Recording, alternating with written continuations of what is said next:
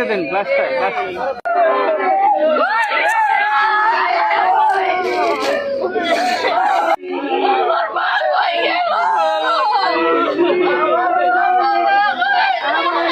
তোমার মেয়ের বিদেশ রাখেন, তোমার মেয়ের বিদেশ তোকে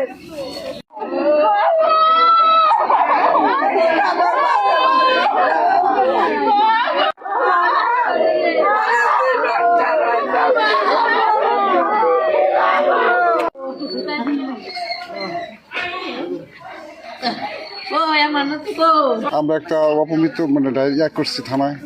ওই কোন থানা জানি তানবীর? ওই পল্লবী থানা ডিওসি তো থাকে, জিডি করছি। জিডি মানে কেস মামলাই হয়েছি।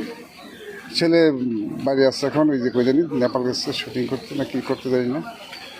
এটা পারিবারিক দ্বন্দ্ব ছিল, মানে আমার মেয়েকে অবহেলা করছে। সবচেয়ে বড় আরেকটা নিউজ হচ্ছে যে যদি সে এটার সাথে জড়িত না থাকতো তাহলে ওয়াইফ আত্মহত্যা করলে একটা হাজবেন্ড অবশ্যই সে দেশে ফিরতো, আর আধা ঘন্টা লাগে নেপাল থেকে আসতে।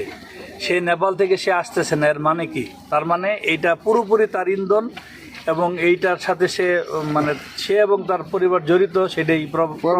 আরেকটা আমার সন্দেহ হয় যে তার যে ওই যে কোন মেয়েটাকে সহ সে এবং এই মেয়েটার জন্মদিন পালন করার জন্য সে নেপালে গেছে। ঠিক আছে, নেপালে গেছে এই মেয়ের জন্য, এইগুলাই সমস্যা।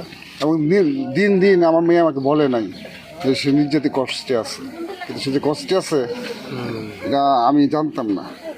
কিন্তু আমি মানে প্রথম যখন আমি সেখানে যাই, আমি ওর মাকে বলছি যে আমি আমার কাছে ভিক্ষা চাই, আমি আমার মেয়েকে আপনার ছেলেকে বিয়ে দিব না।